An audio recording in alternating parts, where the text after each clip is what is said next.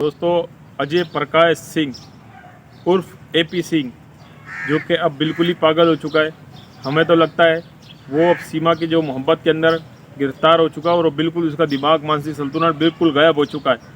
हमें ऐसा लगता है दोस्तों कि जब वो सुबह उठता है तो टूथपेस्ट जो है वो जिस्म पर मलता है साबुन की जगह, और जो दांतों में जो है लगता है साबुन लगाता है, और उसके बाद दोस्तों अलमारी के अंदर बच्चों को बंद कर देता है और जो कपड़े हैं वो बच्चों के वो बेड पर सजा देता है। दोस्तों एपी सिंह का जो हाल है बिल्कुल मस्तानों वाला है, पागलों वाला है और दीवानों वाला है, क्योंकि वो सीमा हैदर के प्यार में पागल हो चुका है कि सीमा के उसको आंसू भी नज़र आते हैं, सीमा की उसको बिंदिया भी नज़र आती है, सीमा की उसको साड़ी भी नज़र आती है, सीमा की तलाक हुई कि नहीं हुई, गुलाम हैदर ने उसको मारा कि नहीं मारा। तो दोस्तों जिस तरीके का व्यवहार ये कर रहा है हमें तो लगता है ये बिल्कुल पागल हो चुका है। ये वकील कम और मस्खरा ज़्यादा लगता है, जोकर ज़्यादा लगता है कि जिस तरीके की ये बातें कर रहा है और मोमिन मलिक साहब को देशद्रोही कहता है, गुलाम हैदर भाई को देशद्रोही कहता है, हेमंत पराशर सर को देशद्रोही कहता है, आस्तीन का सांप कहता है, जबकि ये आस्तीन का सांप खुद है। कोई इसकी ये वीडियो जाकर देख ले कि जिस तरीके की ये बातें करता है।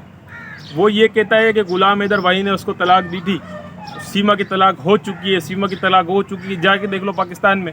तो दोस्तों क्या इसके पास कोई सबूत है तलाक का? जिस तरीके से कहता है कि सीमा की तलाक हो चुकी है, इससे कोई जाहिल आदमी से जाके पूछे इसके पास कोई तलाक का सबूत है?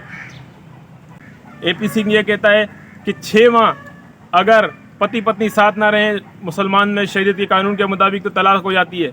ओ भाई तू जो है ना अपना पहले सनातन मजहब सीख, शरीयत के मामला हमें नहीं सीखा, समझ में आई? 6 माह तो क्या, इस्लाम के अंदर 6 साल भी अगर पति पत्नी एक दूसरे से दूर रहे तब भी डिवोर्स नहीं होती, तब भी तलाक नहीं होती है। तलाक के जो मामलात होते हैं उसके लिए गवाहों का होना ज़रूरी है। अगर मियाँ और बीवी के दरमियान भी डिवोर्स होता है, तलाक होता है, तो वो जब जाकर औरत अपनी घर में बताएगी, अपने भाई को बताएगी, अपने बाप को बताएगी, तो फिर दोनों से दोबारा बिठा के पूछा जाएगा कि क्या आपस में तुम लोगों का डिवोर्स हुआ, ये बात हुई, गुस्से के अंदर तलाक हुई। तलाक जब भी होगी गुस्से के अंदर ही होगी, प्यार मोहब्बत में तलाक नहीं होती है। कि अगर वो कोई भी कह दे कि मैंने गुस्से में तलाक दे दी थी, तो जाहिर सी बात है तलाक जब देने का मौका आया तो गुस्सा ही आएगा, तभी तलाक देगा ना। कोई मोहब्बत और प्यार से तलाक तो नहीं दे सकता। तो सीमा जो कहती है वो 100% झूठ कहती है कि तलाक हो गया था, फलाना हो गया था।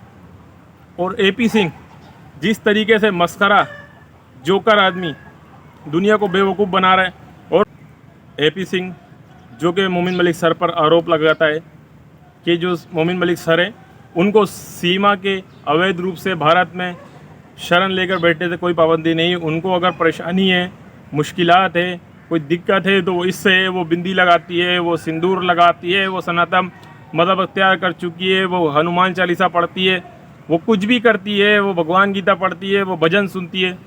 तो दोस्तों दैट इज़ समथिंग रॉन्ग। बल्कि मैं कहता हूँ ये सारा का सारा ही गलत, झूठ, बिल्कुल घटिया, बकवास नंबर 1 ये एपी सिंह खुद भी और सीमा भी, और इसकी चक्की के अंदर इन दोनों की चक्की के बीच में सचिन भी पिस रहा है। क्योंकि ये दोनों तो बिल्कुल अपने, इनका आपस में कोई पर्सनल इंटरफेयर चल रहा है, और इसके बीच में फिसेगा लप्पू भी पिसेगा। क्योंकि दोस्तों जो बात है, जो हक है वो हक है, जो झूठ है वो झूठ है। ये कहता है कि जो रीमा का जो बयान है ये रीमा नकली है, न जाने कितनी रीमा रोजाना पाकिस्तान से आती हैं, बोलती है मुझे चलाओ मुझे चलाओ मुझे चलाओ। अरे चलाता तो तू होगा, तू अपनी बहन को चलाता होगा, तू अपनी माँ को चलाता होगा, तू अपनी बेटी को चलाता होगा, जो तू बकवास करता है चलाओ चलाओ। तेरे को पता लग जाएगा एपी सिंह, क्योंकि अब असली रीमा, असली गुलाम हैदर, सीमा का असली पति भारत आ रहा है। और तू जो जिस तरीके से भारत के कानून को बदनाम कर रहा है ना, ये याद रखना तेरे मुंह पर तमाचा लगेगा भारत के कानून की तरफ से। बहुत ही कहता है ना कि गुलाम हैदर ने मोदी जी को बुरा भला कहा, गुलाम हैदर ने भारत के कानून को बुरा भला कहा। तो मैं दोस्तों आप सभी बहन भाइयों से इल्तिजा करता हूँ, रिक्वेस्ट करता हूँ कि गुलाम हैदर भाई की शुरू से लेकर अब तक की कोई एक वीडियो शो कर दे, कुछ सबूत शो कर दे, तो हम मान लेंगे गुलाम हैदर भाई ने वाकई में भारत को, मोदी जी को, योगी जी को, भारत के कानून को बुरा भला कहा। गुलाम हैदर भाई ने आज तक भारत की किसी पुलिस को भी बुरा भला नहीं कहा, जबकि ये एपी सिंह अपने वीडियो बयान के अंदर खुद ये कहता है, यानी कि जो इसके पले हुए कुत्ते हैं, कुछ लोग, कुछ गुंडे, ये उनको कहता है खुसूसी तौर पर, और ये भारत की पुलिस को बदनाम करता है। क्या कहता है दोस्तों? कहता है जो पहले एक शादी हुई थी वहाँ सिर्फ 3 लोग थे मंदिर पशुपतिनाथ में, और अब जो शादी हुई उसमें 3000 लोग थे। अरे तुम्हारी और तुम्हारे बाप की भी औकात नहीं, तुम 3000 लोगों की शादी अटेंड करो, तुम 3000 लोगों को खाना खिलाओ। वो टोटल गिनती के 12 से 15 लोग और 12 बच्चे उस घर के अंदर, बल्कि 6-8 लोग 12 बच्चे, उसके दरमियान तुमने शादी कराई सिर्फ अपनी TRP लेने के लिए। पूरी मीडिया को बुला लिया, पूरे लोगों को बुला लिया, झुमकट्टा लगा दिया, जमावड़ा बना लिया, जो कमरा का उद्घाटन किया इतने सारे लोगों को बुला के, इतना जमावड़ा लगा के। तो वो जो पूरा पर्सनल इंटरेस्ट तो तुम्हारा ही है। मज़े भी तो तुमने चखे, घी भी तो तुमने चखा, घी बनाया भी तुमने, घी खाया भी तुमने, घी डाला भी तुमने। तो जाहिर सी बात है मज़े तो तुम उठा रहे हो, लुत्फ़ तुम उठा रहे हो, बेवकूफ़ दुनिया को बना रहे हो। तो तुम तो सीमा का साथ आखिरी वक्त तक दोगे ही दोगे। हम तो ये समझ रहे थे कि अब तक जितने मामला कानूनी प्रक्रिया मोमिन मलिक साहब ने कर दिए, अब तुम बिल्कुल खामोश हो जाओगे, बिल्कुल चुप हो जाओगे, मगर तुम तो नई बातें निकाल के लिए आए। तुम तो अब तक झूठ पर कायम हो और झूठ को सही करने की कोशिश कर रहे हो। तुम तो इस तरीके से कर रहे हो, ऐसा लगता है कि तुम पहले पाकिस्तान में रहते थे, कि तुम्हें सारे पाकिस्तान के कानून भी पता है, और तुम्हें ये भी पता है कि ग़ुलाम हैदर पाकिस्तान में सीमा को मारता था, सीमा पे जुल्म होता था, सीमा के साथ अत्याचार होता था, पाकिस्तान में औरतों पे अत्याचार होता है, सीमा की डिवोर्स हो चुकी है, सारी बातें तुमको पता है। तुम आगे कहते हो कि आके पाकिस्तान में देख लो उसका डिवोर्स हुआ है। भाई तुम्हारे पास क्या सबूत है? तुम एक तरफ पहले कहते हो कि मुझे क्या पता ग़ुलाम हैदर सीमा को मारता था, नहीं मारता था, सीमा की डिवोर्स हुई थी, नहीं हुई थी। अब तुम नए रूप ले आते हो, नए तरीके से जो है अवैध रूप से बेवकूफ़ दुनिया को बना रहे हो। और तुम क्या साबित करना चाहते हो दुनिया को कि ग़ुलाम हैदर जैसे ही पाकिस्तान आएगा तो अरेस्ट हो जाएगा। तो एक एंकर पर्सन ने इससे सवाल किया कि सर वो तो सिर्फ एक गवाही देने के लिए भारत आ रहा है। तो ये गंदा आदमी क्या कहता है? ये गंदा आदमी कहता है कि ये तो एक तरीका है, यानी कि ये शो करना चाहता है कि भारत की पुलिस, भारत सरकार की एक चाल है ग़ुलाम हैदर को बुलाना, यानी कि ये अपनी भारत सरकार को बदनाम करता है। अरे ओ गंदे आदमी, हमें भारत के कानून पे पूरा भरोसा है, भारत की सरकार पे पूरा भरोसा है। वो कभी भी एक मजलूम बाप के साथ कभी अन्याय नहीं करेगी, वो न्याय करेगी। और तू क्या साबित करना चाहता है कि भारत की जो सरकार है या भारत का कानून है, जो भारत की पुलिस है, वो किसी के मजलूम के साथ अन्याय करेगी? जिस तरीके से तू कहता है कि ये तो एक चाल ही समझ लो, तूने यही कहा है कि ये एक तरीकाकार है जिसके तहत ग़ुलाम हैदर को बुलाया जा रहा है, वो जैसी भारत आएगा वो गिरफ्तार हो जाएगा। तो तू क्या साबित करना चाहता है? क्या भारत की जो सरकार है वो एक चाल खेल ली है? बिल्कुल ऐसा नहीं है दोस्तों। मेरा यहाँ मकसद जो इस वीडियो के अंदर कहना है, बिल्कुल हरगिज़ भारत के कानून को या भारत के लोगों को या भारत की पुलिस को बुरा भला कहना नहीं है।